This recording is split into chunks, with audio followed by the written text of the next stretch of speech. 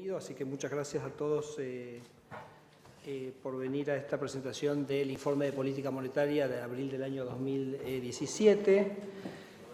Antes de arrancar, quiero comentarles, sobre todo a los periodistas, que hace un par de semanas o prácticamente un mes lanzamos una nueva mecanismo de comunicación que es un blog en el cual los analistas del Banco Central suben notas un poquito más específicas, un poquito más técnicas, son notas que van un poquito más en profundidad, algunos temas puntuales.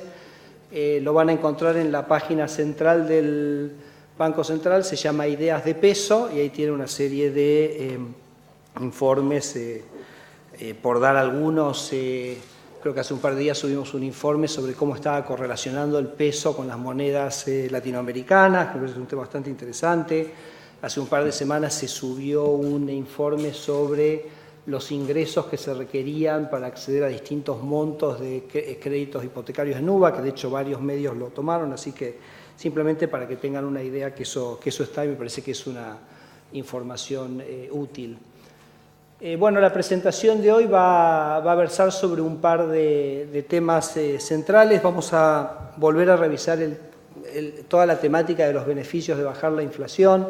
Obviamente es un debate que está instalado en Argentina. No pensábamos realmente que íbamos a tener que dar este debate, o sea, pensábamos que en Argentina los beneficios de bajar la inflación iban a estar muy bien entendidos y no iban a estar cuestionados, pero la verdad que sentimos que en muchos ámbitos muchas veces se discute más los costos de bajar la inflación que los beneficios de bajar la inflación. Entonces, la verdad que más allá que esto nosotros lo hemos ido tratando en los otros informes de política monetaria, nos parece importante volver a analizarlo en profundidad hoy. Después, por supuesto, vamos a tener el tema de inflación donde estamos. Obviamente, aquí vamos a detenernos un poquito a discutir la marcha de la política monetaria en los últimos meses. Por supuesto, vamos a revisar la decisión que se tomó la semana pasada, así que ese va a ser el segundo y el tercer tema, que es el cómo de inflación y análisis de la política monetaria. Una breve referencia de actividad económica. Simplemente voy a actualizar un poco dónde están los modelos de predicción del Banco Central, después las preguntas para nuestra gerenta de análisis macroeconómico, Fernanda Martigena. Y finalmente había prometido la vez pasada que íbamos a hablar del tema de reservas, así que bueno, hemos también preparado algún material al respecto para poder discutir y con algunas definiciones de política que me parece que pueden llegar a encontrar interesantes. ¿Okay? Bueno, arrancamos entonces sobre los beneficios de la desinflación. Repito, estos son temas que nosotros ya hemos tratado. Nosotros vemos que hay básicamente tres temas centrales por los cuales es importante desinflar o reducir la inflación en una economía. Los vamos a relacionar con el tema del crecimiento, lo vamos a relacionar con el tema de la distribución del ingreso y los vamos a relacionar con la reaparición del crédito en Argentina. Entonces voy a mostrar tres estadísticas y después voy a hablar un poquito de la discusión sobre si bajar la inflación afecta el nivel de actividad y cómo lo afecta. Que también, repito, es una discusión que ha estado muy presente en la discusión mediática, y la verdad que hemos hecho algún ejercicio que hemos mirado todas las experiencias de desinflación de todos los países del mundo desde el año 70, y vamos a ver qué es lo que dice esa evidencia respecto a cuál es el impacto a nivel de actividad de una baja de la tasa de inflación. Pero eso en unos minutos. Esto lo habíamos mostrado en el IPOM de octubre. Este es un ejercicio que dice qué le pasa al crecimiento económico de los países que logran traspasar umbrales de inflación. Entonces, si ustedes miran el gráfico de la derecha, son países que durante mucho tiempo tuvieron una inflación superior al 20% y logran traspasar el umbral del 20% y se empiezan a ubicar en una inflación menor al 20%. ¿Qué pasa con la crecimiento en los 10 años anteriores, o sea, los 10 años previos a poder traspasar ese umbral y los 10 años posteriores? Y lo que se ve es que prácticamente hay un aumento muy significativo en la tasa de crecimiento, en este caso, en este conjunto de países que vivieron estas experiencias, de 2,31 a 3,89. Da un muy fuerte aumento en la tasa de crecimiento cuando se cruza el umbral del 20%. Y después están los países que cruzan el umbral del 10%. es decir, que tienen una inflación encima del 10%, logran cruzar de manera sostenida el umbral del 10%, que esperemos que Argentina esté acercándose sobre fin de año más o menos a este escenario, y ahí también vemos que hay un segundo salto en la tasa de crecimiento. Es decir, países que han logrado bajar la inflación de manera sistémica han logrado aumentar su tasa de crecimiento de manera también sistémica. Entonces, este es un primer punto que queríamos resaltar. El segundo punto es el punto de distribución del ingreso. Ustedes saben que la inflación es primordialmente un impuesto que pagan todos aquellos que tienen saldos nominales, es decir, aquel que tiene cualquier instrumento que está denominado en pesos, empezando por los salarios, y uno puede hacer estimaciones sobre cómo impacta sobre la riqueza y el ingreso de cada decil de ingresos un aumento de la tasa de inflación. Y aquí tenemos un estudio que es de la Fundación Mediterránea, que tenía que ver con el año 2014. El año 2014 fue un año con una tasa de inflación de aproximadamente el 40%, con lo cual tuvo, aunque no fue tan alta la inflación del año pasado, alguna similitud con el año pasado, y ellos habían estimado este impacto de la tasa de inflación de ese año sobre los ingresos de cada uno de los deciles. Es decir, el 10% más pobre de la población había tenido una merma en su ingreso de aproximadamente el 21%, el segundo decil de un 13%, y fíjense, a medida que uno iba entrando a niveles de ingresos más altos, el efecto de la inflación cae. ¿Por qué? Porque típicamente la gente de altos ingresos tiene activos, ya sea reales, que están protegidos de la inflación, o tienen otros mecanismos para defenderse de la inflación que no se tienen en los niveles más bajos de ingresos. Entonces, la baja de la tasa de inflación tiene un sentido profundamente de equidad distributiva en una sociedad. Y esto ya no estamos hablando largo plazo, corto plazo, porque ustedes me podrán decir que el primer gráfico decía, bueno, ¿cómo va a ser la tasa de crecimiento en los próximos 10 años? Esto no es largo plazo, esto es inmediato. Una baja de la tasa de inflación es básicamente sacarle un impuesto que es equivalente al 20% del ingreso a los más desprotegidos de nuestra sociedad. Y también por eso es una de las motivaciones, yo les diría, centrales, por las cuales el Banco Central y cualquier banco central en cualquier lugar del mundo pone a la lucha contra la inflación como su objetivo central. Bueno, el tercer punto es la emergencia del crédito, o básicamente la posibilidad de que el sistema financiero se desarrolle. Ya lo sabemos, muy difícil en contextos de alta inflación. Acá les quería mostrar esto, que es los créditos hipotecarios en la Argentina. Es una serie larga, viene desde el año marzo del 2006. Fíjense que prácticamente hemos tenido todo este periodo donde los créditos hipotecarios en nuestra sociedad iban cayendo en términos reales mes tras mes. Hay un pequeño aumento ahí en el medio, lo recuerdo muy bien porque yo era presidente del Banco Ciudad en ese momento y me tocó prácticamente ser el gestor de ese aumento, y que fue un momento donde la única manera de tener dólares previamente al cepo era con un crédito hipotecario. Entonces se produjo un boom realmente muy grande, que por suerte tuvimos muchos clientes a quienes pudimos servir en ese momento. Pero fíjense que sacando ese episodio, básicamente Argentina fue un país donde el crédito hipotecario no solo no crecía, sino que caía mes a mes, y fíjense cómo con la baja de inflación que hemos logrado a partir del segundo semestre del año pasado, ya se ve inmediatamente un cambio de tendencia que por supuesto nosotros sentimos que va a seguir profundizándose. Entonces creo que yo esto se lo pido encarecidamente a los colegas y amigos periodistas que están en la sala. Cuando ellos interpelen a alguien sobre la política antiinflacionaria, sería muy bueno preguntarle a aquel que enfatiza sobre los costos de la inflación cómo ve o qué referencia hace o cómo conceptualiza los beneficios del proceso de desinflación. Pero me gustaría ir puntualmente a quizás uno de los debates más candentes en Argentina, que cuál es el costo en términos de actividad de generar una propuesta de baja de inflación como la que se ha propuesto el Banco Central para este año. Entonces, ahora les voy a mostrar 3 casos muy concretos de países muy cercanos a nosotros, pero primero voy a arrancar con un ejercicio, si se quiere, más empírico, más académico, aunque muy sencillo. Y le pedí al equipo de investigaciones del Banco Central que mire todas las experiencias de desinflación en las cuales los países en un año pasaron de una inflación de más del 30% a una inflación de menos del 20%. Nosotros acá quizás un poco más ambiciosos, porque vamos de una inflación nacional que fue aproximadamente 35 o 36% a menos del 17%. Pero dije, hagan este ejercicio, de más de 30 a menos de 20, ¿cuántos casos hay entre todos los países del mundo en los últimos 40 años? Y entonces aparecen 84 casos. Son 64 países, son 84 episodios, algunos países pasaron por estas desinflaciones más de una vez. Hay 84 episodios en los cuales los países lograron generar esa baja muy pronunciada de la inflación en un año. Entonces la pregunta es, bueno, ¿cómo les fue a esos países? A esos 84 países que les digo son de todos los continentes, de todos los niveles de ingresos, ¿cómo les fue? Lo interesante es que de los 84 episodios, en 76 de ellos el PBI creció.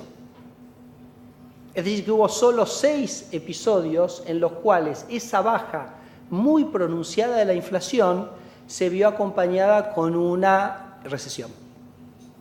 En 76 de 84 se vio acompañada de crecimiento. De hecho, déjenme decirles que para los 84 países hay un aumento en la tasa de crecimiento que es en promedio del 2%.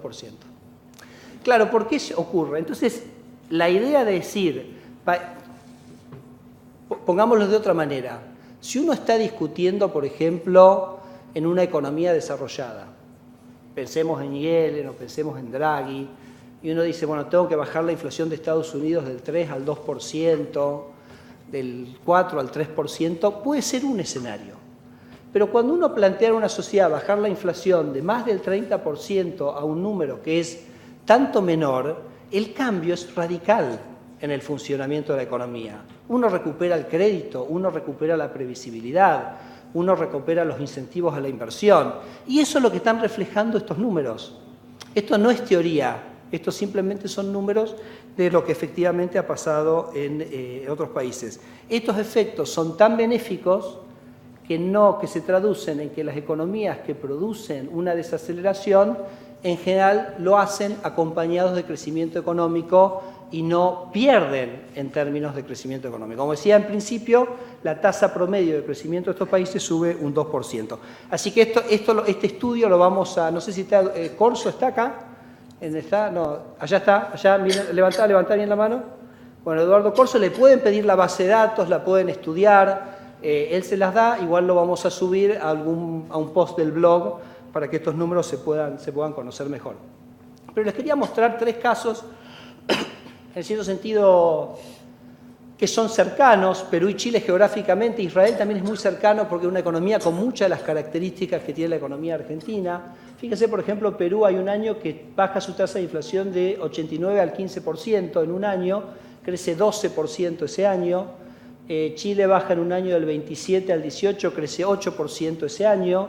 Israel baja del 20 al 17, 18, 9, fíjense, crece 6, 4 y 7 en los 3 años. Entonces digo, me parece que cuanto menos debemos desafiar la hipótesis de que la desinflación tiene costos en términos de actividad. Debemos desafiarla, porque no tiene correlato en estos niveles cuando uno mira lo que ha ocurrido en otros países. Y repito, esto no es teoría, esto no es una especulación, esto es básicamente mirar la experiencia de todos los países del mundo durante 40 años, y esto es lo que ha ocurrido, más allá que después uno lo pueda racionalizar, pero esas racionalizaciones y esos beneficios aparecen ausentes en la discusión.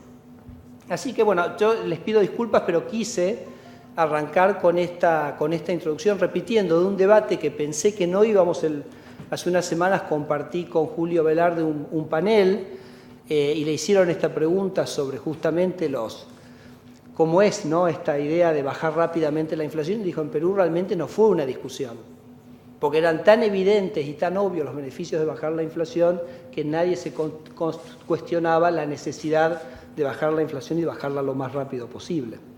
Entonces, bueno, pero aquí estamos, eso es parte del debate y me pareció que valía la pena traer algunos elementos no subjetivos, no de impresiones, sino reales de lo que ocurre cuando economías generan este proceso de desinflación. Bueno, muy bien. Vamos un poquito a repasar entonces dónde estamos en términos de inflación. Ahora voy a mostrar en un minuto el próximo gráfico, va a tener una visión un poquito más larga. Pero arranco con esto que es la inflación. Esta es la variación promedio mensual en el último trimestre del 2016 y el primer trimestre del 2017. Claro, ahora ya empezamos, ¿no?, a ver un poco trimestre a trimestre cómo está evolucionando la tasa de inflación.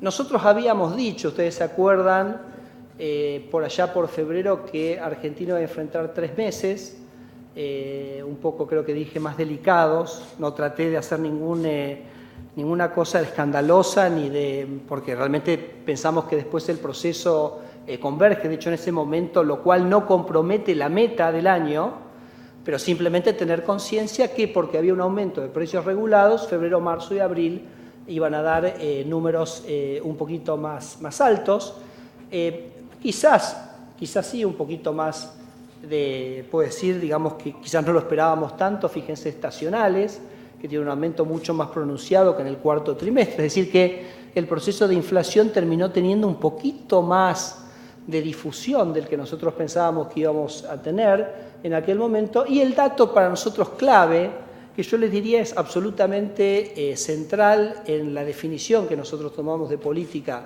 la semana pasada, y es que la núcleo, miren la núcleo, las dos barras de la núcleo están exactamente igual.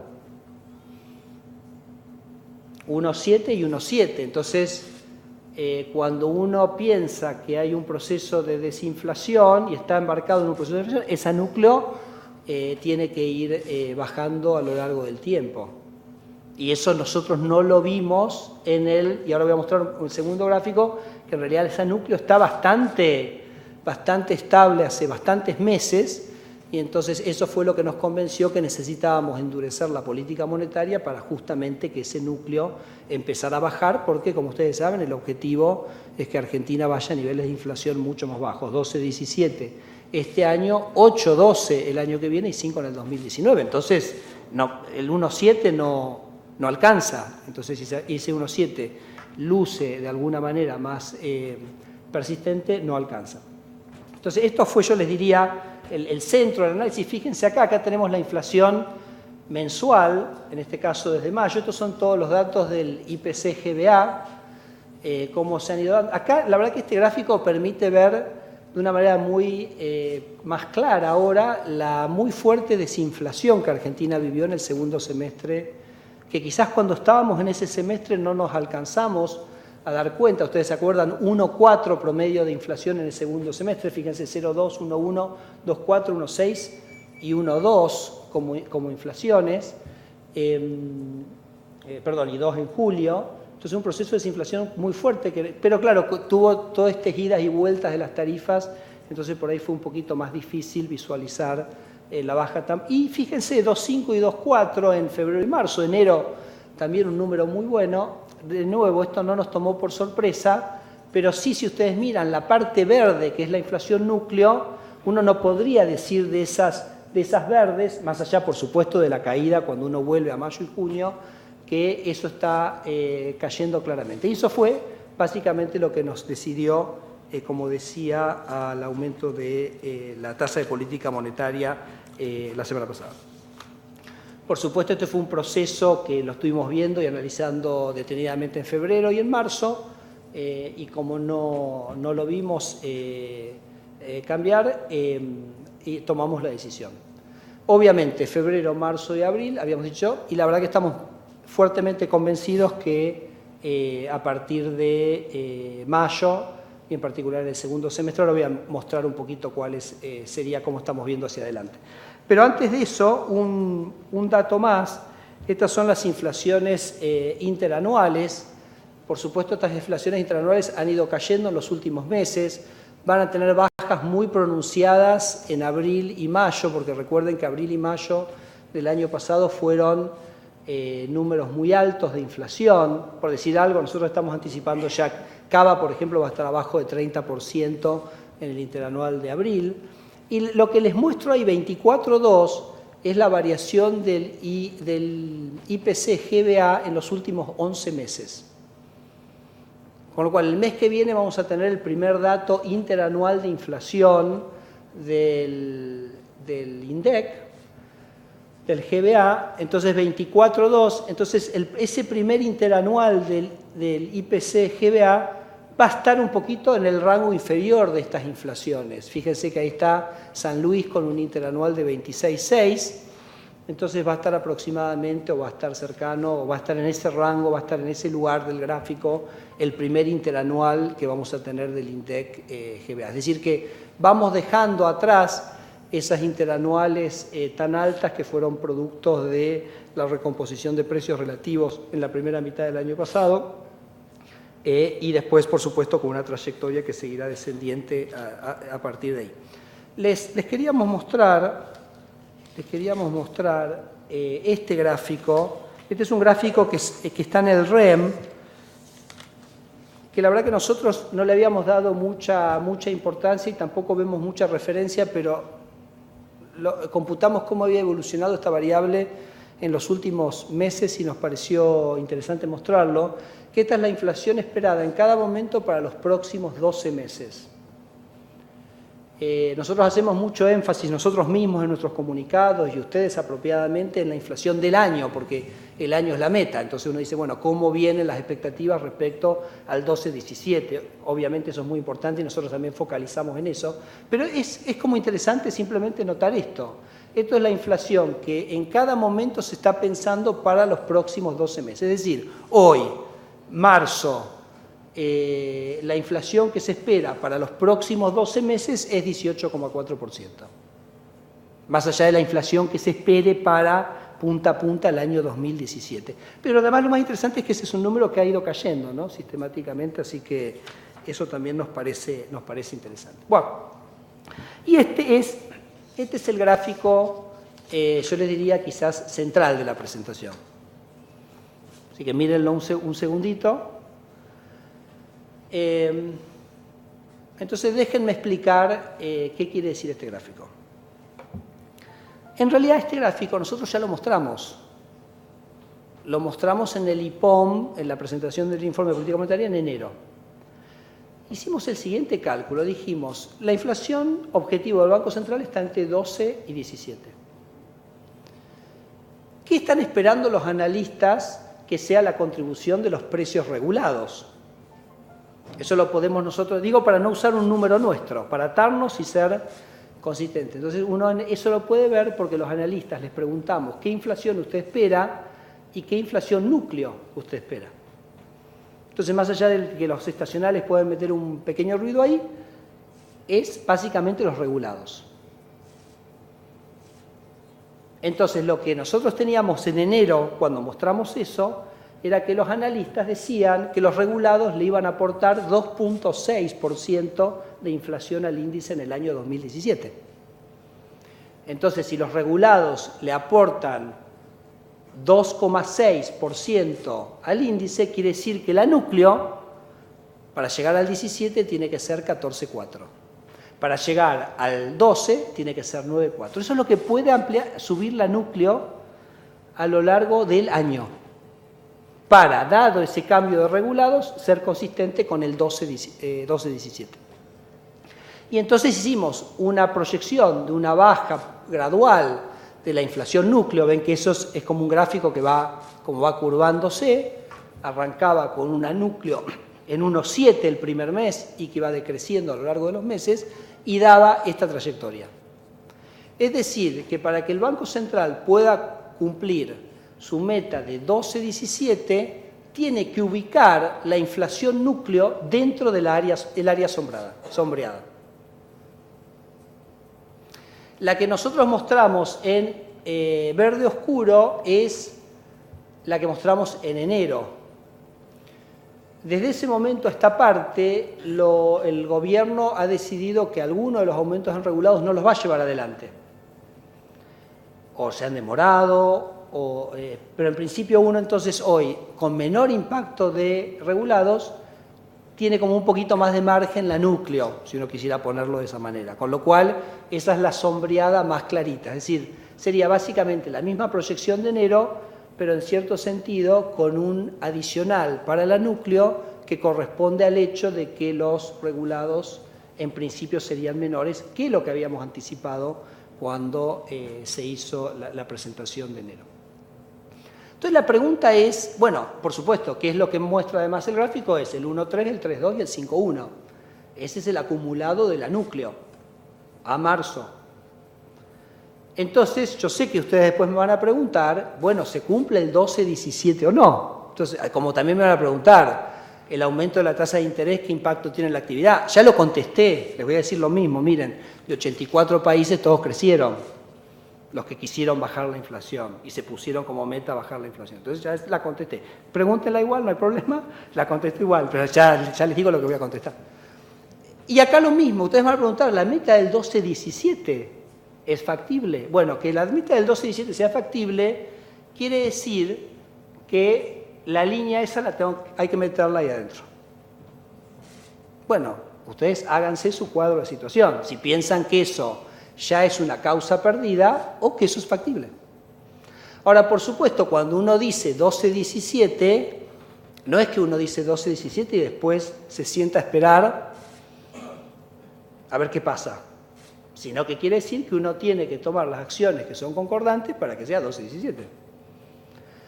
Claro, ¿qué les decía yo? Vimos que la núcleo no nos bajaba lo que tenía que bajar. Entonces, claro, uno tiene una trayectoria que, claro, si esa trayectoria sigue, no estamos en el área asombrada. Por eso tomamos una decisión. Pero fíjense todo el margen que tenemos todavía. Yo lo digo porque el año pasado no... A ver, el año pasado se acuerdan que nosotros dijimos 1,5 en el último trimestre.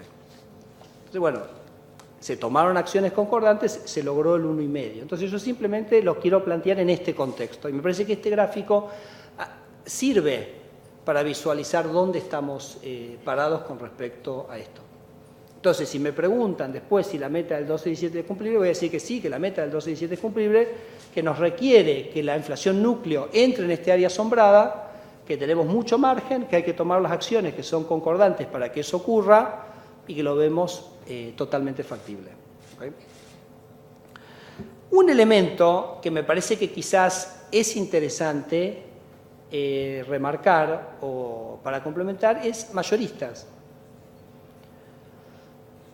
Por supuesto, nuestro objetivo es el índice de precios minoristas, pero es interesante ver qué está pasando con mayoristas, porque mayoristas ya está mostrando variaciones interanuales, ustedes lo ven ahí, 17,4 el IPIB y 17,7 el IPP. Esto es dato, esto es a la Argentina de hoy. O sea, hoy los precios del IPIB, o sea, los mayoristas, están 17,4% más altos que los de hace un año.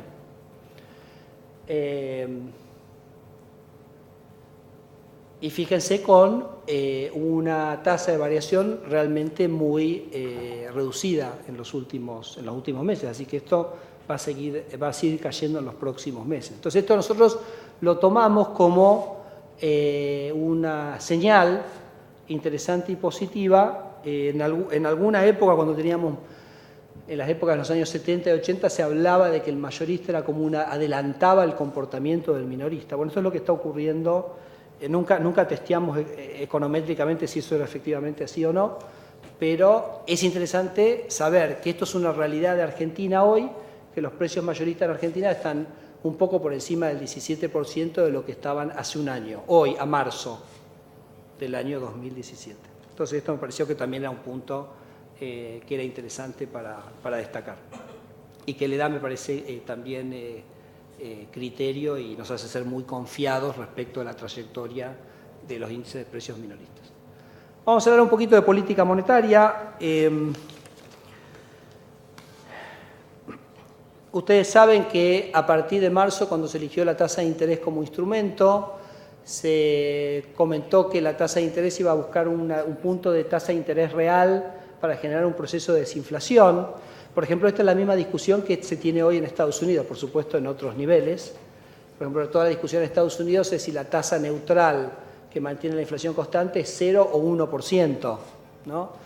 Nosotros en un momento dijimos tener una tasa de interés real de entre 4 y 5%, que es lo que nos parece que va a generar el proceso de desinflación que buscamos. Y fíjense, es la tasa de interés que está, es la línea que está acá abajo, se ha mantenido relativamente constante a lo largo, es decir, hemos sido bastante consistentes en mantener esa tasa de interés. Los puntitos es cómo nos están viendo los analistas, es decir, hay una proyección de inflación, hay una proyección de tasa de interés, eso deriva en una proyección de tasa de interés real. Los analistas por algún motivo nos están viendo como que la política monetaria se endurece a medida que avanza el año. No es necesariamente nuestra idea, pero sí mantener la consistencia de, digamos, que entiendo se ha tenido en este tiempo. Bueno, como ustedes saben, el elemento central nuestro de manejo de liquidez en el sistema es los corredores de pase, en particular el pase a 7 días es donde el Banco Central inyecta liquidez. La verdad que nosotros hemos mostrado esto, que es lo que ha ocurrido con las tasas de pases desde el principio de año. Quizás sería interesante en algún momento verlas desde el principio del año pasado, porque estas eran tasas que tenían un nivel de volatilidad prácticamente que se saldrían totalmente de las escalas de estos gráficos. Y siempre hemos pensado que estas tasas se muevan con que sean muy estables, es un elemento central de competitividad del sector financiero, porque le baja de una manera muy determinante los riesgos y la volatilidad de funcionamiento al sector financiero. Lo que sí es cierto, y esto de alguna manera lo fuimos anticipando en los discursos y las presentaciones que hemos hecho en estos meses, fíjense que las tasas se fueron hacia el piso del corredor. Entonces, lo que ocurrió fue que a mediados de febrero las tasas ya estaban decididamente pegadas al piso del corredor, habíamos tenido algunos shocks de liquidez, divisas que le habíamos comprado al Tesoro, transferencias dentro del plan de los 150.000 para este año, había básicamente bajado fuertemente esas tasas de interés y fue que coincidentemente con el no ver que la inflación núcleo caía, nos convenció que teníamos que tratar de levantar estas tasas a un lugar más cercano al centro del corredor. Y eso en este sistema se hace con operaciones de mercado abierto, que es básicamente uno absorbe liquidez usando los instrumentos que tiene, que pueden ser los múltiples instrumentos. Uno puede vender un título público o puede vender una LEBAC, como la LEBAC tiene mucha liquidez y justamente el cambio que hicimos este año es que haya pocas LEBACs con vencimientos mensuales para que sea un instrumento muy líquido. Entonces ese es el instrumento claramente preferido para hacer esas operaciones de mercado abierto. Si ustedes revisan nuestra conferencia de prensa cuando presentamos el informe de política monetaria, explicamos que este era el mecanismo. Es cierto, debo decir, que en los 2 primeros meses del año no intervinimos y eso lo hicimos ex profeso porque queríamos que el mecanismo de pases se agilizara, se empezara a usar, se hiciera más cotidiano, entonces decidimos trabajar eminentemente por el lado de los pases, pero después, como yo dije en aquel momento, el Banco Central elige dónde quiere tener los pasivos, si quiere tener todos los pasivos en 7 días o quiere tenerlos en 30 días.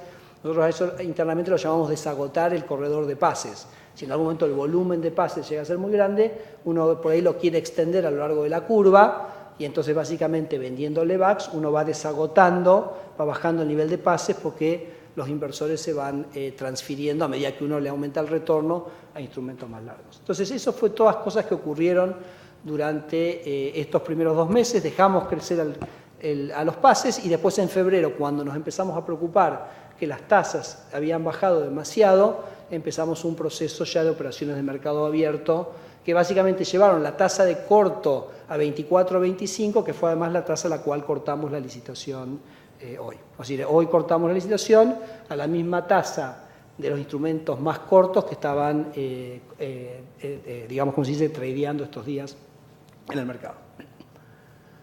Esto quizás es, bueno, justamente lo que les quería mostrar, que es, o lo que estaba comentando, que es Como durante estos 2 primeros meses decidimos no hacer operaciones de mercado abierto, sí empezamos a hacer a partir de mediados de febrero con el ánimo de básicamente llevar esas tasas de 7 a 1 día más cerca del corredor. En el momento inicial, cuando no, fíjense que habíamos dejado de desacoplar la tasa del EVAC de la tasa de pases y fíjense después a través de las intervenciones cómo eso vuelve. Y la verdad que terminamos marzo con una situación, digamos, de posicionamiento monetario muy parecido al que teníamos en diciembre.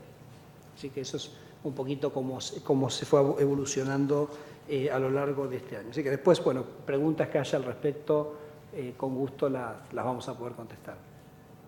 Actividad económica, bueno, estos son datos que ustedes los conocen absolutamente todos. El estimador mensual de actividad de Orlando Ferreres, el EMAE. El punto, me parece quizás más novedoso que puedo mostrar aquí, es el Nowcast, es decir, Fernanda, corregime, ¿no? El 07. Sí. El 07 es la estimación del Nowcast, lo hemos hablado en presentaciones anteriores, es básicamente nuestra estimación anticipada del producto. Nosotros hacemos varias estimaciones a lo largo del mes que se van actualizando y este trimestre nos está dando tanto el último dato como el promedio. El promedio en realidad da 0,77, pero el último dato da 0,7 de crecimiento del nivel de actividad en el primer trimestre. Así que bueno, esto simplemente es para la visión que está teniendo el Banco Central en función de sus modelos estadísticos de cómo estaría evolucionando el PBI en el primer trimestre, con lo cual, bueno, como ustedes ya saben los datos, 0,1 positivo en el tercer trimestre del año pasado, 0,5, y este sería el número que nuestros modelos nos estarían dando. Veremos después si efectivamente se confirma este número en un trimestre que claramente fue de menor a mayor. Bueno, vamos a hablar un poquito de reservas y con esto ya termino y pasamos a las preguntas. Yo les había hablado que ha habido un cambio muy importante en la capacidad nuestra de operar con las reservas que ocurrió en abril del año pasado. Es decir, hasta abril del año pasado, cuando Argentina estaba en una situación de default, la capacidad de maniobra que tenía el Banco Central para optimizar los retornos de sus reservas era acotada. Con lo cual, un gran beneficio, por lo menos para esta institución, de la normalización de la situación, o un beneficio, me parece, del cual se ha hablado muy poquito, es que las reservas del Banco Central pueden optimizarse y pueden invertirse de una manera mucho más interesante, más conveniente para el país. Y fíjense qué interesantes los números, porque, por ejemplo, si uno dice reservas de aproximadamente 50.000 millones de dólares, y a eso uno le saca el 1% más, son 500 millones de dólares al año, y a una tasa de descuento del 5% son 10.000 millones de dólares de valor presente neto. Es decir, y 10.000 millones entiendo que es parecido a lo que se le pagó a los holdouts. Es decir, que tan solo la mejora en el valor intertemporal de las reservas del Banco Central por la posibilidad de invertirlas, pagó todo. Y creo que este argumento nadie lo ha hecho, me parece que es interesante, y lo que les quiero mostrar acá, tenemos un equipo realmente extraordinario en el Banco Central para esto, que ahora realmente ha podido desplegar su capacidad. Está Agustín Collazo, que es nuestro jefe de operaciones. Agustín, si levantás la mano.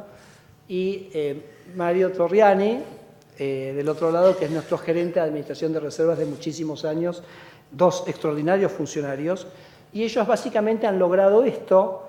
Miren la línea roja, que es básicamente cómo ha ido aumentando el retorno de las reservas internacionales de este Banco Central.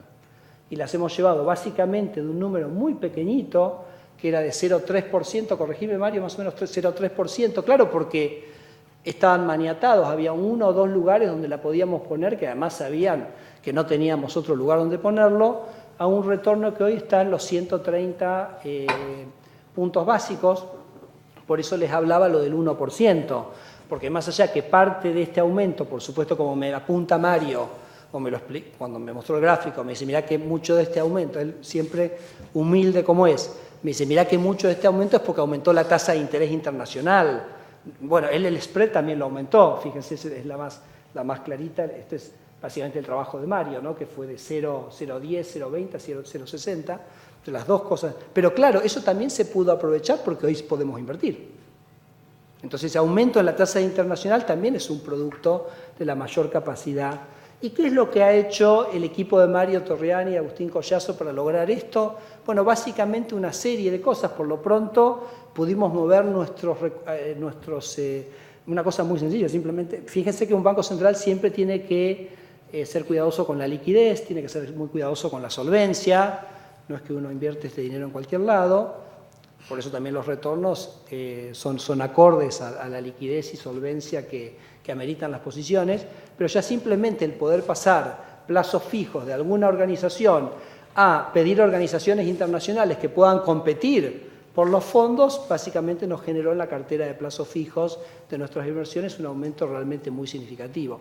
Otra cosa que ha hecho Mario y el equipo, que es muy común en este momento, y es los arbitrajes de futuros de monedas, en particular el arbitraje con yenes. Entonces, básicamente uno tiene una posición en dólares, la transforma en una posición en yenes y la recompra en dólares a futuro, y con eso hace una diferencia de tasa de interés bastante significativa, que está en el orden de entre el 1,2 y el 1,5%. Para darse una idea, el Banco Central de Australia tiene aproximadamente la mitad de sus reservas en estos instrumentos. Es una cosa que se discute mucho en las reuniones de banqueros centrales. Esto se produce porque los bancos japoneses están, a medida que Estados Unidos ha replegado un poco, los bancos japoneses han tomado posiciones externas, necesitan el hedge, que es básicamente la contraria a lo que hacemos nosotros, y entonces eso ha generado estos márgenes que a veces tienen esos picos son sobre fines de año, cuando esa demanda por el hedge aumenta muy fuertemente, que lo hemos sabido aprovechar nosotros como otros banqueros centrales del mundo. Así que este es un dato interesante. También hemos hecho una operación que yo ya lo comenté, creo que incluso lo comenté acá la otra vez, de alquilar el oro. Uno tiene el oro y el oro genera una ganancia por el cambio en el valor del oro, pero uno puede alquilar el oro, ¿no? Entonces uno puede decir, mira, te alquilo el oro, obtiene liquidez, lo invierte en una inversión, por ejemplo, el swap de yenes, y obtiene un diferencial de tasa de interés que también genera una ganancia extra sobre esa posición. Así que Mario va a seguir trabajando en mejorar estos retornos. Por supuesto que todas estas inversiones tienen un manual de inversiones que define el directorio, que se actualiza todos los años, que lo discutimos bastante extensamente, pero acá el dato más fundamental es que el Banco Central ha tenido la libertad para poder funcionar y optimizar esto que antes no podía. Bueno, y ahora voy a este tema. Ustedes saben que hemos hablado mucho del tema de las reservas. Fíjense qué notable, ¿no? Porque las reservas ayer cayeron más de 4.000 millones de dólares. Yo simplemente les pido que por un momento imaginemos esa noticia hace un año. Porque eso es un poco también como vamos tomando conciencia de alguna manera de la normalidad, que un día las reservas pueden moverse ese valor, y que la verdad que hoy creo que ameritó apenas si un pie de página en los diarios. Me parece que eso nos parece que es buenísimo. Y eso se produce porque justamente la Argentina ha ido consolidando su situación de reservas el último año. Es un dato central para las calificadoras de riesgo, y yo creo que Argentina va cambiando, ¿no?, un poco su foco, y entonces ahora sí ya pone, como digo yo, proa al investment grade. O sea, ya salimos de un momento en el cual ya tenemos un nivel de seguridad respecto a este funcionamiento que es mucho más que el que teníamos hace un año, y ahora nos ponemos un objetivo que es mucho más ambicioso, que es, bueno, ¿cómo podemos manejar nuestras reservas, o qué nivel de reservas tenemos que tener que sea acorde al de las economías investment grade de la región y del mundo? Entonces, fíjense este gráfico, que básicamente es un gráfico de economías latinoamericanas. Todos los países tienen reservas como porcentaje del PBI que están por encima del 15%. Con lo cual, lo que vamos a empezar a hacer nosotros a partir de este momento es, sin una fecha particular, sin ponernos un cronograma, pero vamos a buscar ese 15%. Vamos a buscar ese 15% de reservas PBI.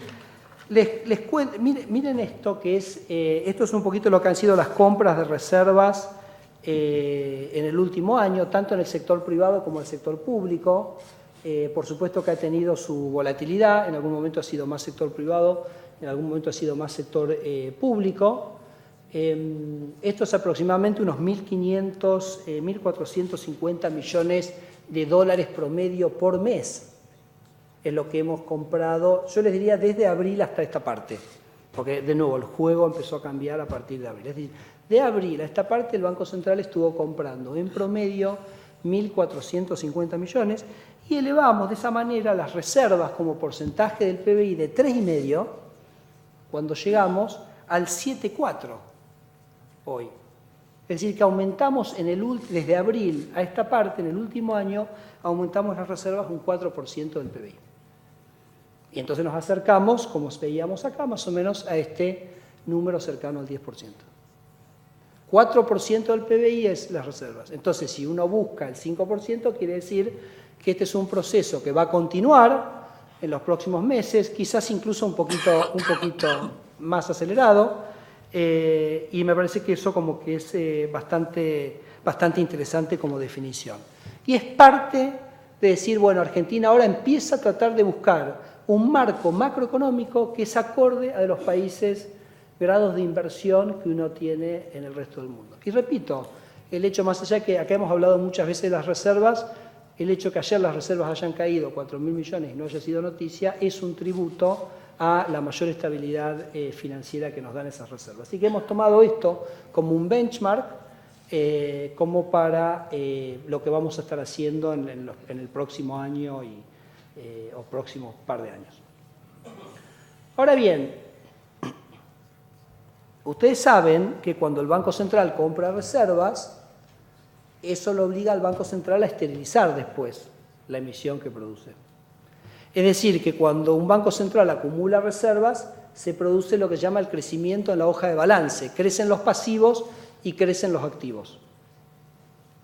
Crecen los pasivos, crecen los activos. Y les quería mostrar acá, y esto es uno de los apartados que está en el IPOM, con lo cual estos datos los van a poder encontrar todos en el IPOM, es básicamente qué ha ocurrido. Acá tengo México, Perú, Brasil y Sudáfrica, 4 ejemplos de países que también cuando empezaron a aproximarse y a transitar este camino hacia el grado de inversión y hacia un esquema macroeconómico mucho más sustentables, transitaron exactamente el mismo camino.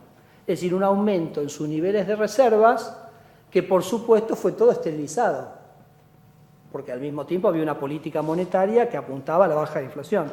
Fíjense, por ejemplo, México subió sus reservas de 6 al 16%, Brasil las subió del 5 al 15%, es decir, las triplicó. Perú las llevó del 15-16% a aproximadamente el 30%, las duplicó, y Sudáfrica las de más o menos entre el 4 y el 8% a 15% del PBI. Es decir, todos los países que básicamente hicieron estos procesos vivieron estos crecimientos en las hojas de balance. Entonces vamos a hacer un minuto qué implica este crecimiento en la hoja de balance y cómo lo vamos a analizar porque es importante. Bueno, no lo pusimos acá, pero los chilenos esto también lo hicieron en 2 oportunidades, en el 2008 y en el 2011.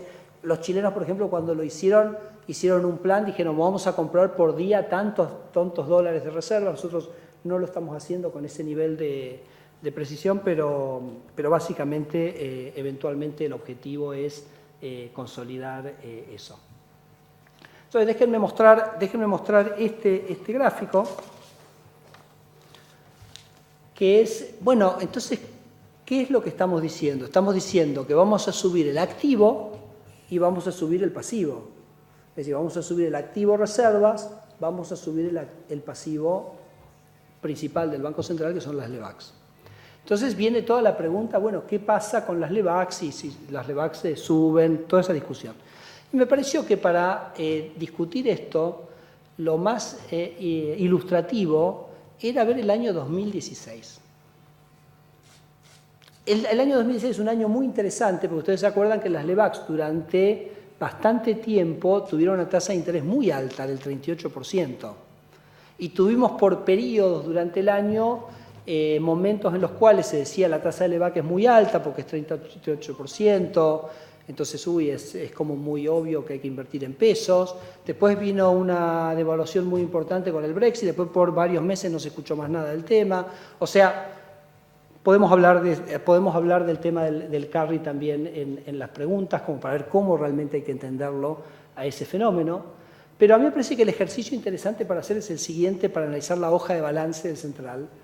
Y por eso les muestro la de Sudáfrica, la de México, la de Perú, porque es exactamente el mismo proceso, que es que cuando uno tiene el pasivo que son las LEVACs, tiene que preguntarse qué hay en el activo. ¿Hay algo en el activo? Porque si no hay nada en el activo, tú no tienes solo el pasivo, pero si hay algo en el activo, entonces esas LEVACs están compensadas con ese activo. Entonces fíjense este ejercicio. Las LEVACs y pases, digo para tener todo el combo de los pasivos del Banco Central, a fines del año 2015 eran 371.000 millones de pesos. Y eso era 6,3% del PIB. Si se quiere, fue así como arrancamos la gestión. La gestión la arrancamos con LEVAC y pases en 6,3% del PIB. Las LEVACs y pases a fines del año 2016 son 705.000. Recuerden que estos son pesos nominales. Un tema importante cuando uno analiza pesos nominales y en términos de su carga, es ver qué ha pasado con el nivel de precios también. Por eso lo interesante para ver la situación de las LEVACs es compararlo justamente con el PBI. ¿Cómo es estos 705.000 comparados con el PBI versus los 371 del principio de año? Pero con una diferencia, que es que en este año 2016, en el año 2016, el Banco Central compró reservas. Entonces, parte de las LEVACs, esto lo hemos discutido acá varias veces, tiene un correlato en un activo. Entonces, sube pasivo, sube activo, un día puede bajar pasivo, puede bajar activo. ¿Cuál es el valor de esas reservas compradas en el año 2016 a fines del año 2016? Es decir, ¿cuánto valía ese activo que se compró con esas compras esterilizadas? Esos activos valían 228.000. Es decir, de los 705.000, hay 228.000 que no tenemos que tomarlos como deuda neta porque tenemos un activo por exactamente el mismo valor. Entonces, si uno es una netea de los 705.000, los 228.000, quedan 477.000, que como porcentaje del PBI es 5,9. Es decir, que fíjense que el año pasado, 2016, aún con toda la discusión, aún con la discusión y el periodo bastante extenso en el cual nosotros tuvimos la tasa del 38%, que fue lo que posibilitó la desinflación del segundo semestre, el ratio de LEVACs a PBI cayó. Entonces, cuando uno mira si en ese periodo el Banco Central compró, como decía, subimos las reservas 4% del PBI, entonces digo, mirando hacia futuro, si vamos a tener un crecimiento de las reservas, quiere decir que el activo del Banco Central va a crecer, el pasivo del Banco Central va a crecer, a nuestro entender, de la misma manera que hace México, se hace en Sudáfrica, donde ustedes vieron que los crecimientos fueron muchísimo más grandes que estos que está de alguna manera postulándose acá, no han generado ningún problema porque justamente ese pasivo tiene un activo que lo respalda. Así que bueno, me parece que con eso yo termino y quedamos entonces para disposición todo el equipo para las preguntas. Muchas gracias.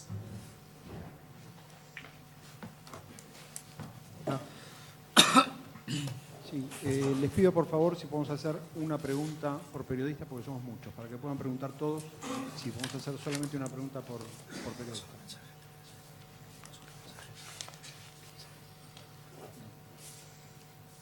¿Qué tal? Ignacio Olivera, de Ámbito Financiero. Hay una parte de los economistas que está advirtiendo que la inflación de hoy es más una inflación de costos que una inflación de demanda, y por eso critican la decisión del Banco Central de haber subido la tasa de interés. ¿Qué opinión tiene al respecto?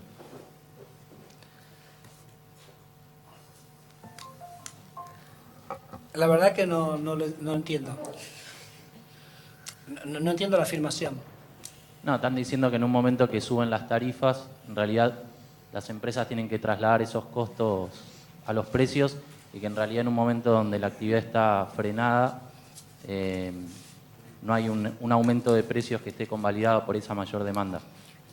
Bueno, a ver, que la actividad está frenada lo podemos discutir, ¿no? 0,1, 0,5 y nosotros estamos anticipando un crecimiento en el primer trimestre.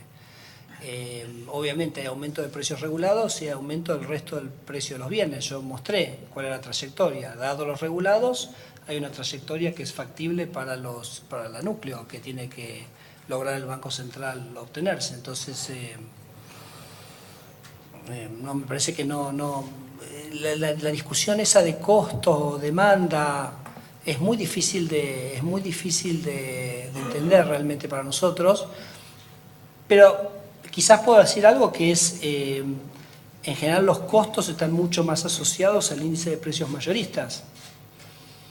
Y sin embargo mostré que el índice de precios mayoristas en el último año ha crecido solo 17%, muy por debajo del índice de precios minoristas. Así que quizás sería una respuesta simplemente para desmistificar, a mi entender, esa manera de plantear el problema. ¿Qué tal? Buenas tardes, Gustavo Bazán, Diario Clarín. Quería preguntarle, también en este debate se está diciendo que al Banco Central lo dejaron solo en la pelea para bajar el nivel de inflación. Y bueno, quería preguntarle si usted piensa que el Poder Ejecutivo está trabajando para alcanzar las metas de déficit fiscal con el mismo tesón que el Banco Central está trabajando para alcanzar las metas de inflación. Mira, Gustavo, te agradezco muchísimo la pregunta, porque es otra pregunta que no entendemos. Digamos, no entendemos, no tu pregunta, entendemos lo que se dice, porque es totalmente cierto que eso lo hemos leído mucho. Y yo le diría, o lo que contestaría es, en el año 2015, el Banco Central financió al Tesoro en aproximadamente 5 puntos del PIB. Y en el año 2016, el Banco Central financió al Tesoro en 2,5 del PIB. Y en el año 2017 va a financiar al Tesoro en 1,5 puntos del PIB. Es decir, que solo cuando el Tesoro ha dejado de pedirle al Banco Central 3,5 puntos del PIB, eso no es solo.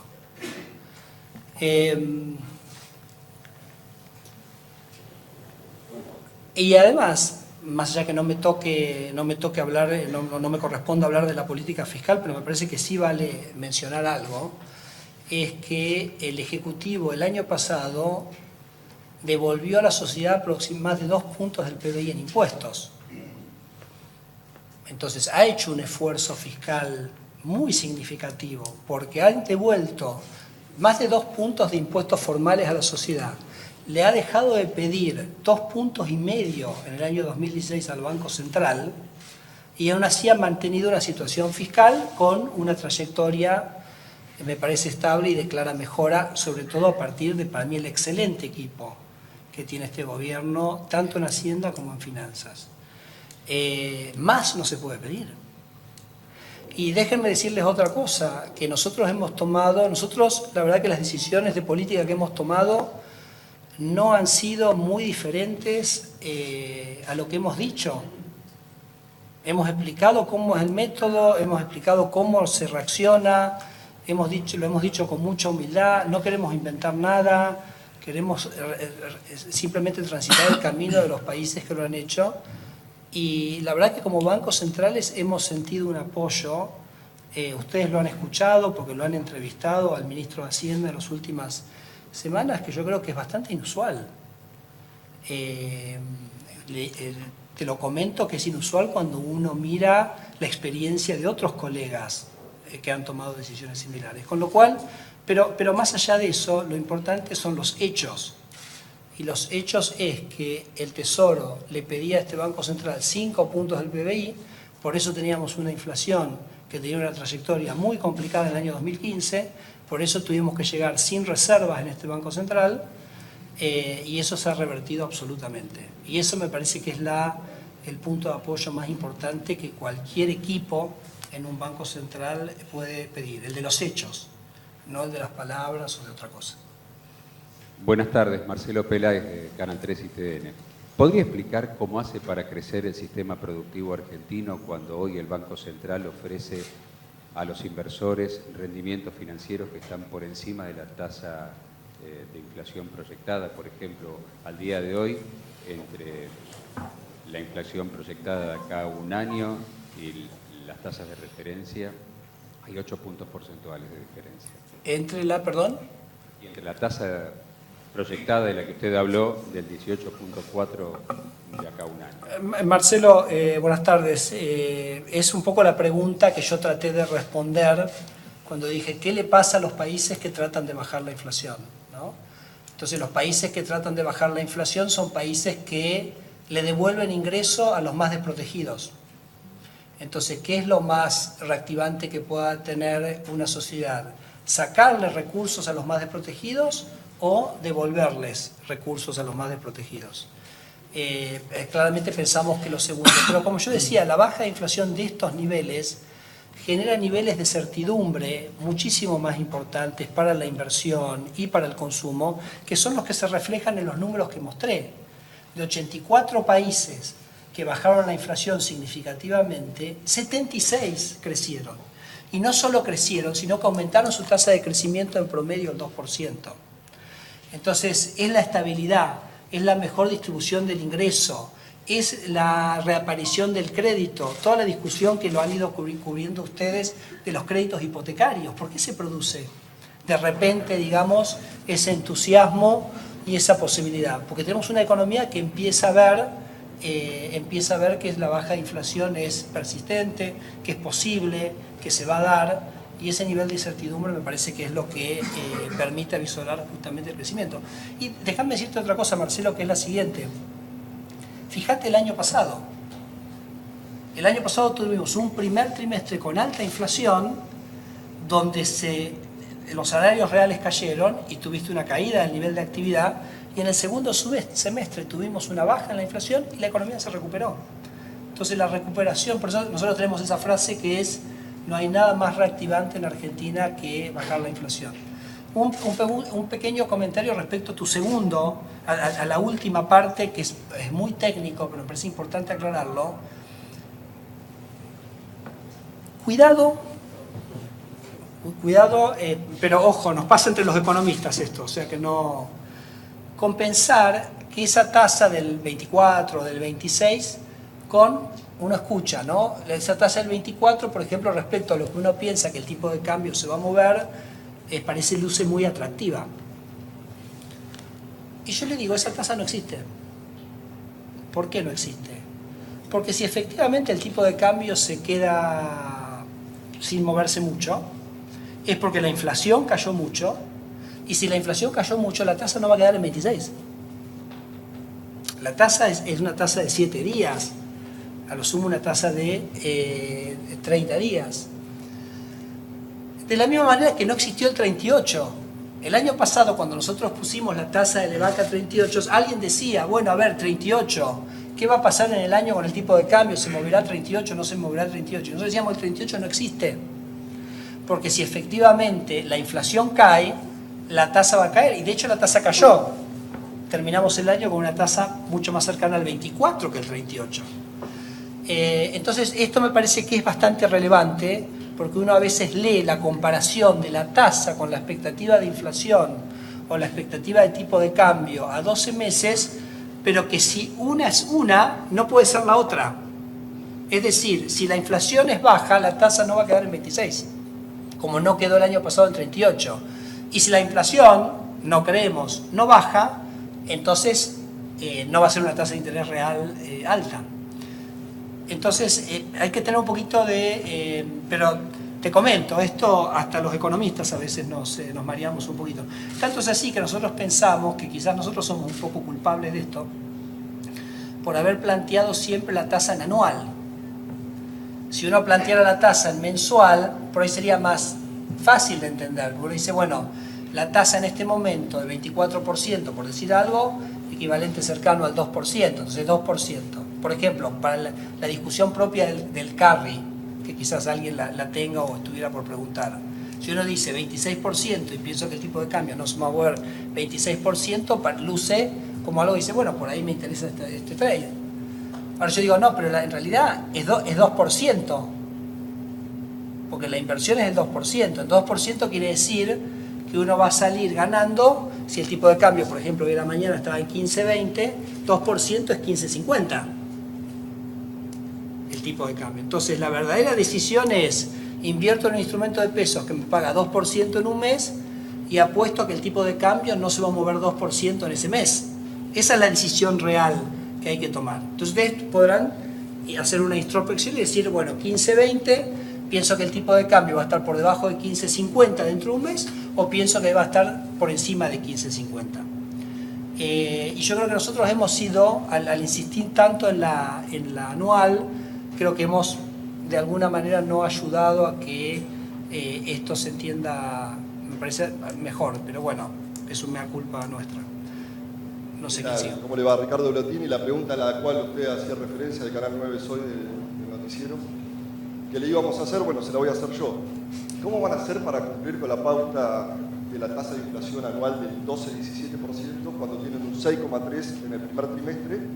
Y el año pasado, si nos vamos a lo que anunciaron en este mismo lugar, la pauta inflacionaria iba a ser entre el 20 y 25 y estuvo más cerca del 40 que... Sí, nosotros en realidad el año pasado anunciamos, lo único que anunciamos estrictamente fue 1,5% en el último trimestre del año y logramos tener una inflación del 1,4% en el segundo semestre, que fue la inflación más baja de los últimos 8 años.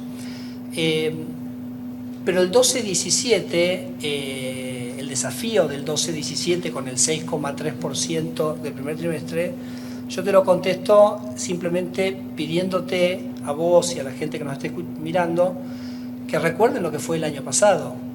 El año pasado, por ejemplo, si uno toma el índice de inflación de la Ciudad de Buenos Aires, la inflación fue 3 veces más alta en el primer semestre que en el segundo semestre. Y nosotros habíamos dicho que febrero, marzo y abril iban a ser más delicados porque estaba todo este conjunto de reacomodamientos de precios que el gobierno lo hace para que vuelva a haber energía, que vuelva a haber electricidad, que no haya cortes, para resolver el tema del déficit fiscal, y van a estar concentrados en estos meses. Entonces no hay que extrapolar lo que ocurre en estos meses, sí quizás recordar cómo el año pasado se vio un proceso de desinflación muy fuerte, que nosotros estamos seguros se va a repetir este año, y esperamos, como ya lo dijimos la vez pasada, terminar el año con una inflación por debajo del 1%, que a su vez, lo voy diciendo, ya también nos deja bien posicionados para la meta del año que viene, que es entre 8 y 12%. Todos los países, pero muchísimos, todos los países lo han logrado. ¿Por qué no lo va a lograr Argentina? Es simplemente cuestión de ser coherentes, ser consistentes, hacer lo que hay que hacer, y me parece que vamos en ese camino. Sí, Jairo Estracha de Perfil y Radio con Vos. Usted dijo a la pasada que, no sé si no vieron o lo sorprendió la inflación núcleo de los primeros 3 meses. La pregunta es si hay alguna falla en el diagnóstico, autocrítica o explicación al respecto, porque estuvo desde noviembre la tasa mantenida alta, y por qué ahora, aplicando un poco más de la misma receta, la inflación núcleo sí va a descender. No, obviamente tiene que haber una autocrítica. Acá no... Y ciertamente nosotros la verdad que pensábamos y honestamente nos habíamos entusiasmado mucho con el número de enero, que realmente había sido tanto diciembre como enero, realmente daban pautas para mucho optimismo. La verdad que nosotros en ese momento, si te acordás en el gráfico que mostré, nosotros dejamos desacoplar libremente la tasa del EVAC hacia abajo, justamente quizás exageradamente entusiastas o entusiasmados por la inflación de diciembre y enero. Eso generó algún relajamiento en las condiciones monetarias a mediados de febrero y sobre todo ya en marzo decidimos que teníamos que revertir. Por eso yo dije, bueno, volvimos a las condiciones monetarias de diciembre, que eran las que nos habían llevado a esos números tan buenos de diciembre y enero. Entonces, definitivamente creo que hay que hacer una autocrítica cuando esto puntualmente no...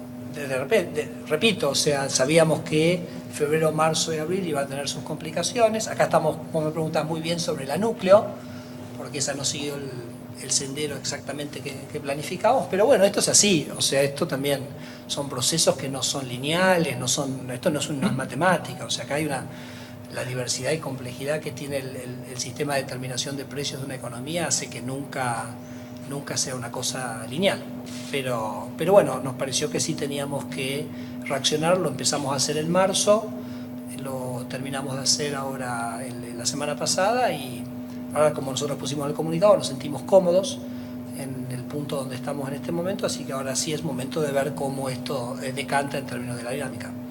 Sí, buenas tardes. Carlos Arvía de Infobae. Presidente, usted habló recién de crédito hipotecario y quería preguntarle una cosa muy concreta. ¿Por qué cree usted que los bancos públicos, hoy tanto el Banco Ciudad, el Banco Nación y el Banco Provincia, son los que otorgan crédito hipotecario a 30 años y todavía no salió el sector privado a ofrecer este tipo de calidad de crédito? Tiempo al tiempo. Tiempo al tiempo.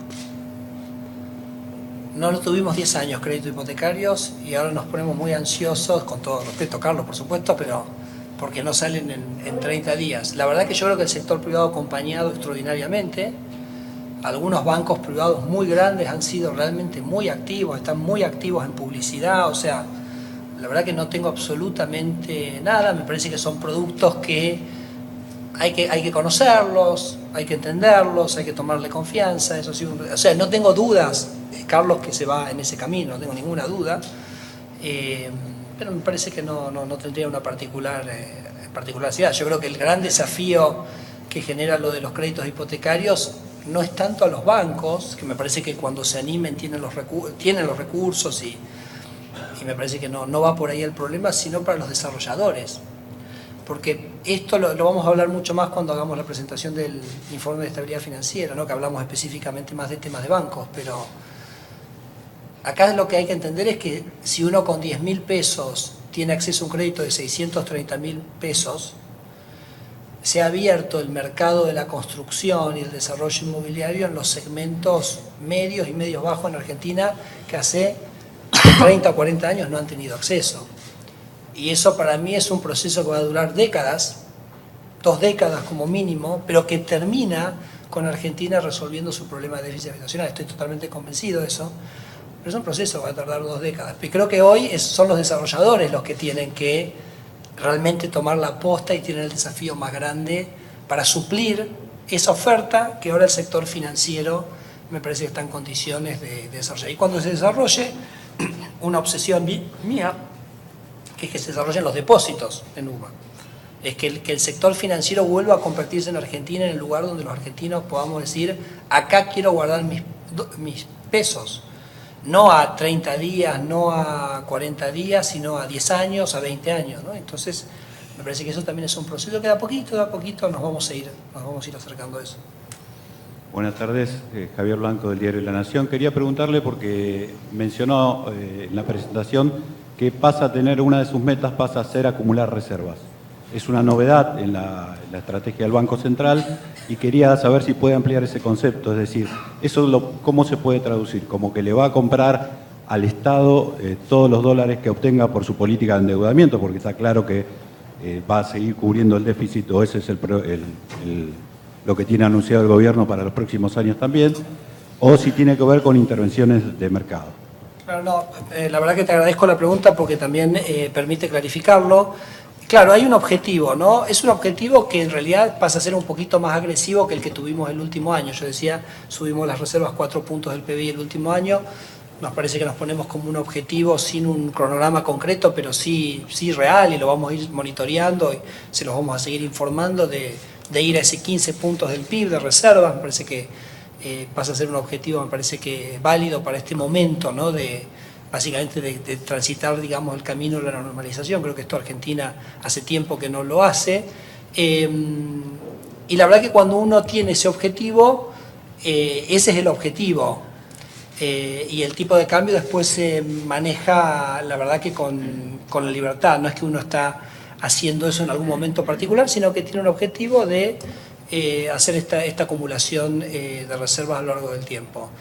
Obviamente, como el sector público va a ser un oferente demandante, pero que además con una característica muy particular, que el sector público tiene montos muy grandes y muy significativos para vender Entonces es un candidato absolutamente natural para ser parte de la estrategia, como lo ha sido en este último año. Pero la verdad que uno de alguna manera, el foco en el cual se pone, y uno lo puede encarar con relativamente tranquilidad, es básicamente de ir consolidando esa trayectoria de reservas hacia ese objetivo, sin estar mirando puntualmente dónde está el valor del tipo de cambio. Sí, soy Pablo Wende, ¿qué tal? Me sumo a la pregunta de Javier respecto a la manera en que se va a proceder a esta incorporación de reservas. El sector público es claramente el gran oferente del mercado, ahora vienen los dólares de la soja. Infiero que por lo que ustedes comentaron son 25.000 millones de dólares que deberían incrementar para llegar al 15%. No alcanza con los dólares del sector público. Infiero que también va a haber compras o de los dólares que entran por inversión de cartera o también la liquidación del campo. ¿Es así? No, o sea, no me parece que podría hoy yo decirte el Banco Central va a salir a... El Banco Central va a salir a... ¿Qué pasó acá? Ahí está. El Banco Central va a salir a comprar el mercado. Simplemente saber que el Banco Central va a buscar este objetivo. Hay momentos donde es más obvio que es conveniente hacerlo. Y como decía, hay también el Gobierno Nacional, en particular, por la peculiaridad de sus ventas, por el volumen que tienen y la puntualidad que tienen, son candidatos naturales, ¿no? Repito, esto es un poco lo que hemos hecho durante el último año. Hemos comprado 1.450 millones de dólares de reservas en el último año, y ustedes en ningún momento se sintió que eso era una intervención en el mercado puntual en ningún momento del tiempo, ¿no? Entonces me parece que podemos seguir trabajando en ese sentido, pero sí transmitirles que, bueno, eso el Banco Central va a ir a buscar eso. Hola, perdón, no, recordá que este año, a diferencia de los otros, digo por la cosecha, la obligación de liquidación de las divisas de la cosecha se ha liberado por completo, con lo cual entiendo que ese aluvión, digamos, no va a ser tal. Me imagino que, digamos, si maximizan sus ganancias van a distribuirlo en el tiempo, ¿no? Liliana. Sí, ¿qué tal? Matías Ororía, el cronista. ¿Cómo están?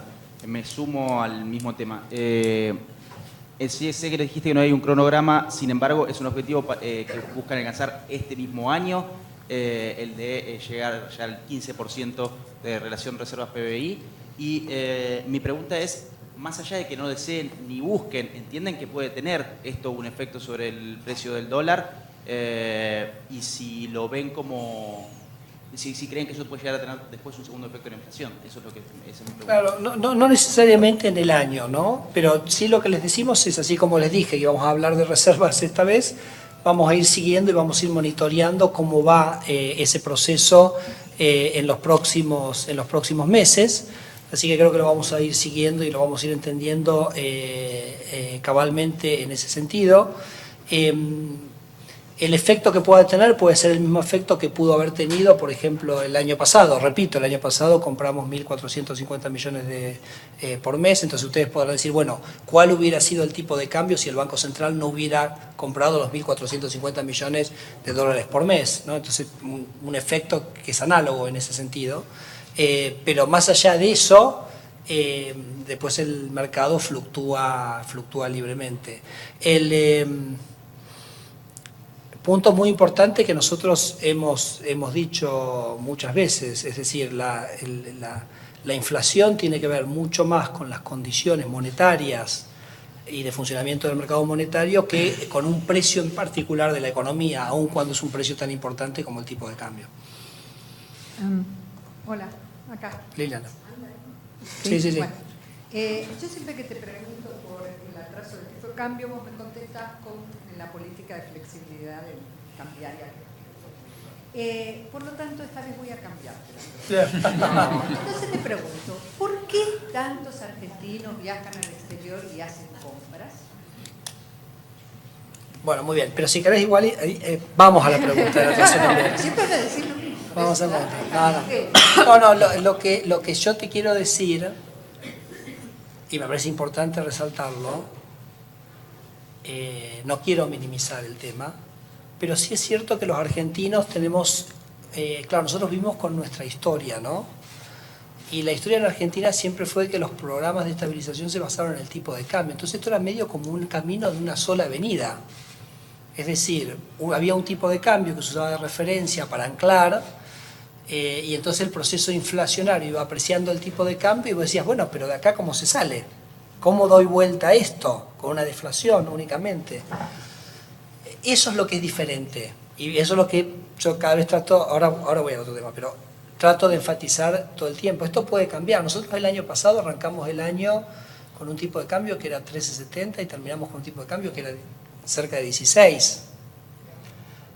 Si mirás a lo largo del año, no, claro, por eso después bajó, pero cuando mirás en el año, ¿te acordás? Fue 16, después bajó a 13.50, después fue a 15.50, se quedó en 15.50.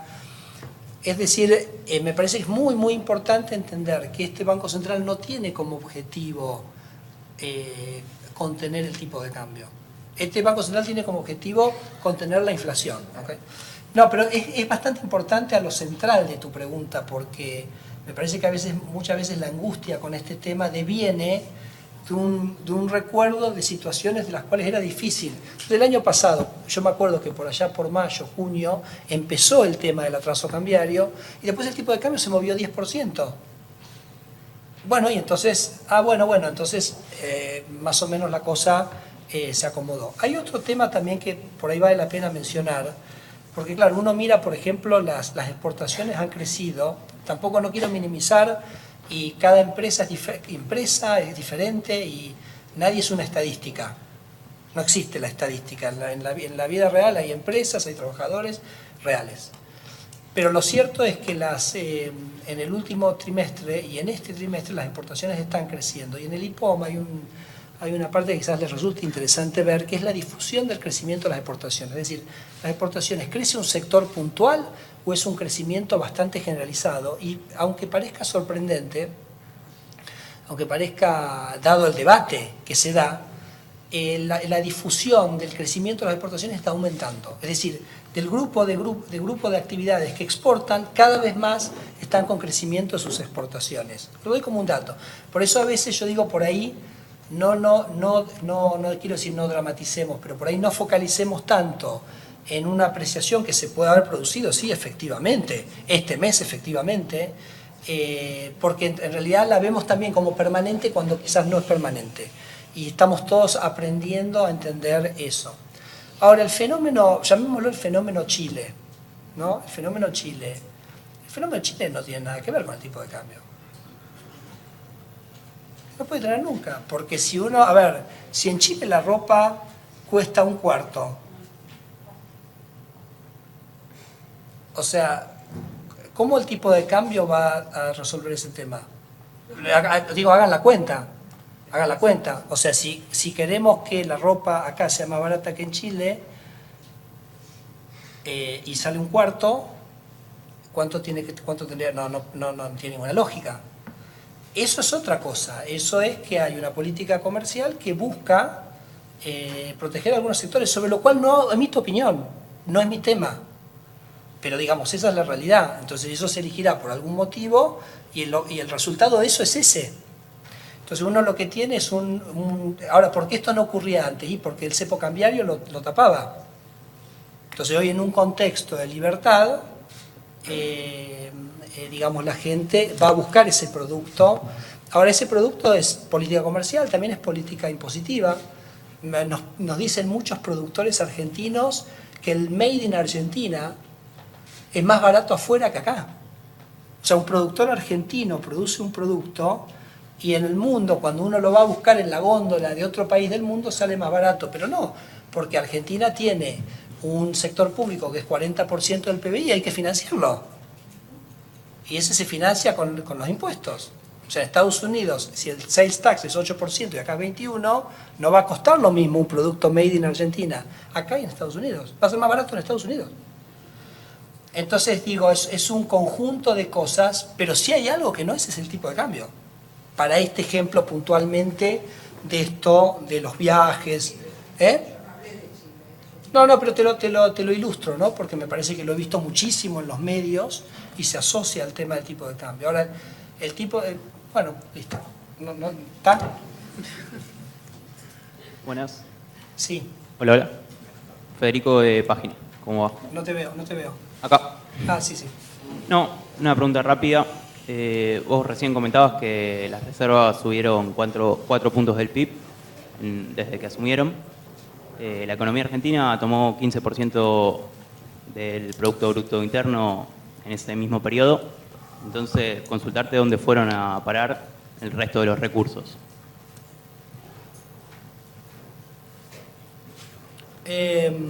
¿Alguien tiene el IPOM acá? Porque ¿tenemos alguna copia?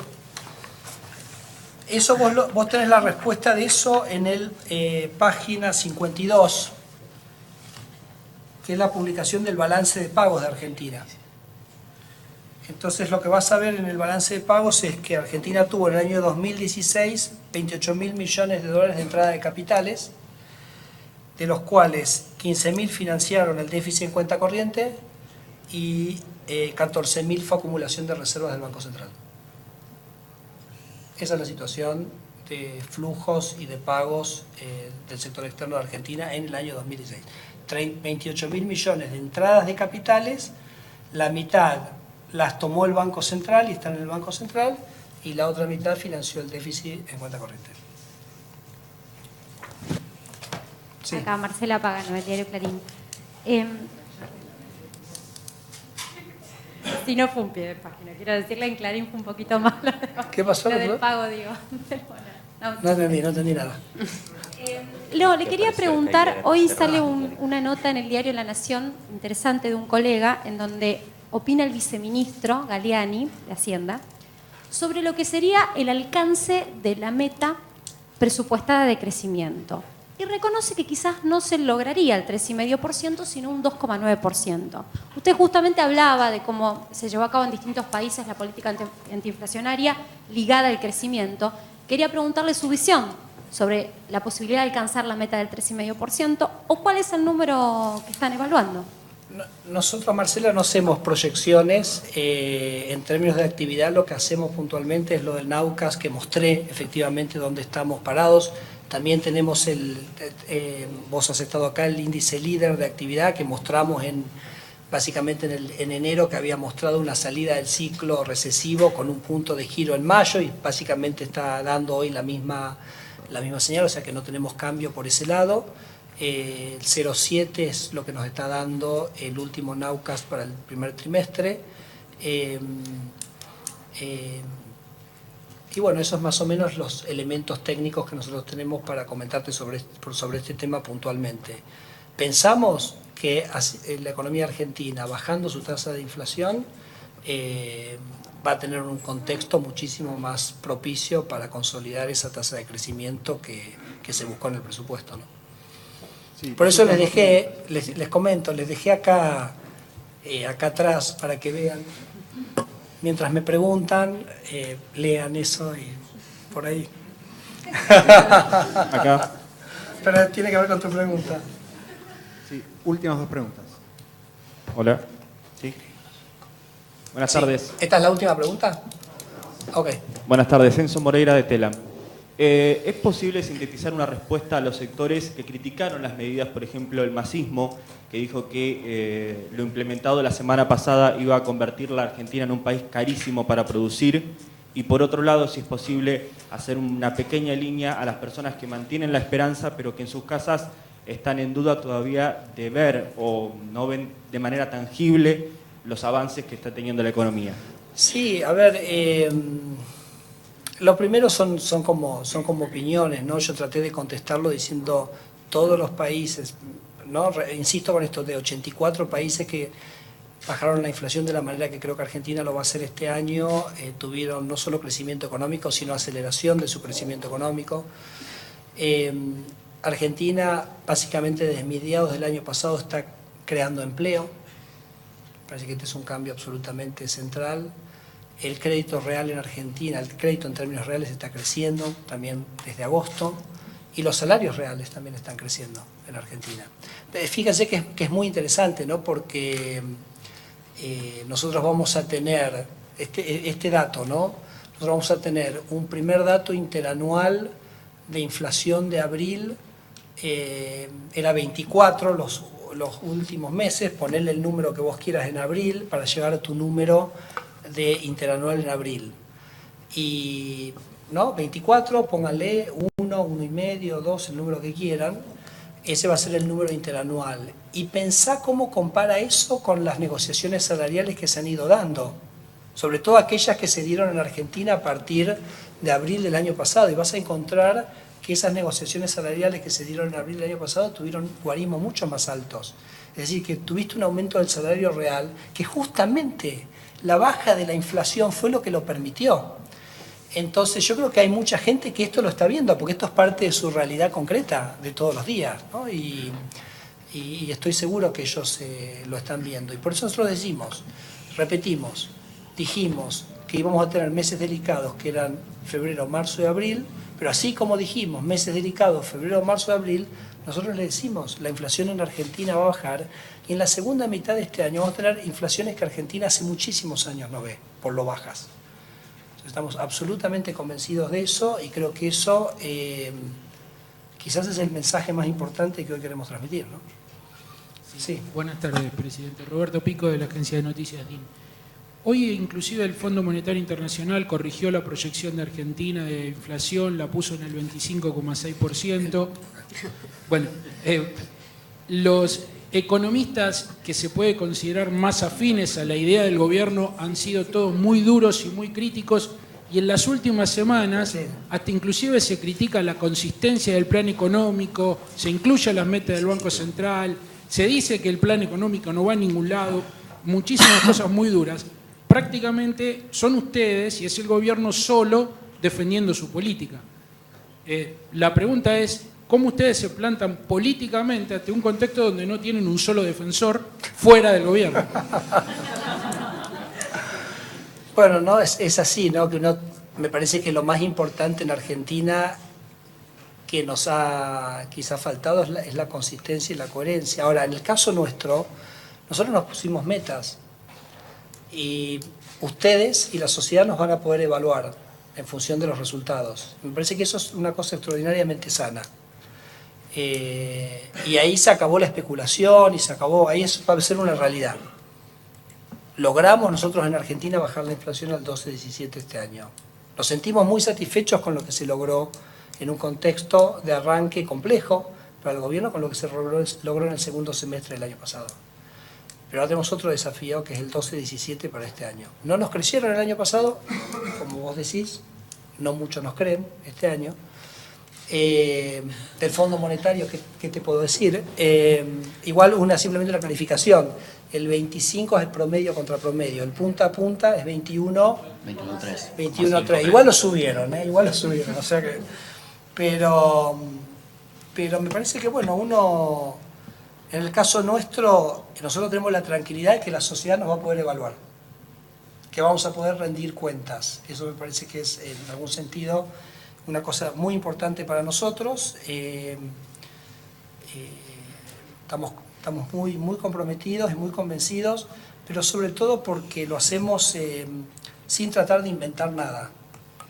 O sea, hemos hablado con toda la gente que fue gestoras de los procesos de inflación en países muy similares a los nuestros. Sabemos perfectamente que se puede, estamos convencidos. Les comento, por ejemplo, en las jornadas monetarias vamos a tener un panel que se va a llamar ¿Se puede bajar la inflación en Argentina? Y es de 3 países que tienen inflación del 4% anual, por supuesto, ¿no? 3% anual y 4,5% anual. que nos van a ayudar a convencernos de que sí se puede, ¿no? Que van a ser el presidente del Banco Central de Perú, el presidente del Banco Central de Bolivia y el presidente del Banco Central de Paraguay. Digamos, este camino que nosotros hemos transitado, lo han transitado todos los países. Claro, requiere, digamos, una sustentabilidad fiscal,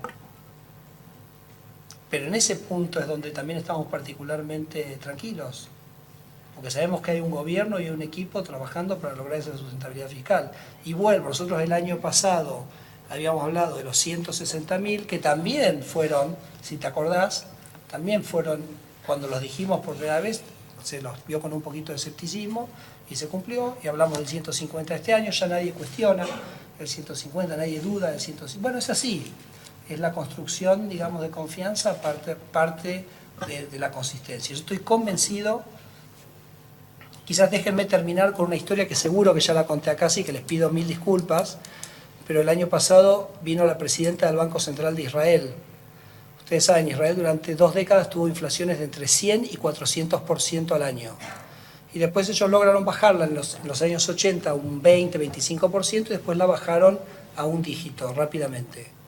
Ellos hoy tienen un problema con su meta, porque ellos tienen una meta de inflación anual del 2% por año, y hace 3 años no logran no logran cumplir con la meta. ¿Por qué? Porque están en cero. Entonces la presidenta del Banco Central trata de subir la inflación de 0 a 2 y no lo logra.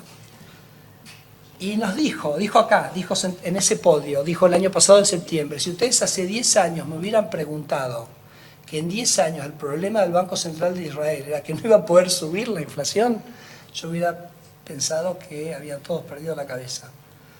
Y ocurrió. Y fue una sorpresa para ellos. Y fue un proceso donde el Banco Central también de Israel le costó ganar su credibilidad y su compromiso. Y bueno, y se fue dando lo mismo que yo le contestaba a Carlos hace un rato, a Carlos Arbía.